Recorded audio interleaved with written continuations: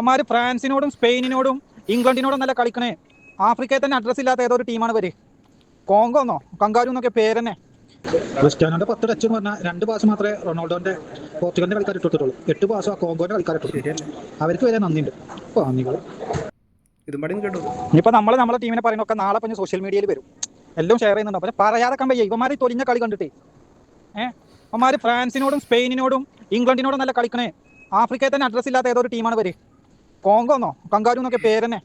ഇവരോട് കളിക്കുമ്പോൾ ഒരു കോർഡിനേഷനിൽ കളിക്കേണ്ട ടീം ഗെയിം സ്പോർട്സ് അല്ലേ ഇത് ഫുട്ബോൾ. ഇത് കൊണ്ടുപോകുക, അടിക്കുക, ഒരുത്തം കൊണ്ടുപോകുക, അപ്പുറത്ത് കൂടെ അടിക്കുക. അപ്പുറത്തും താലൊന്ന് വെട്ടിച്ച് നോക്കി, അപ്പുറത്തും കാറാണ് ഒരു പാസ്, പന്ത് താടാ കൊടുക്കൂല. എന്തിന്റെ പേരില്ല, ആർക്ക് വേണ്ടിയാ? CR7 അടുത്തല്ല തെറ്റ്. കണ്ടില്ലേ, ടീമിൽ തന്നെ ഒരു കോർഡിനേഷൻ ഇല്ല. കോർഡിനേഷൻ വേണ്ടേ? ടീമിൽ കോർഡിനേഷൻ ഇല്ലല്ലോ.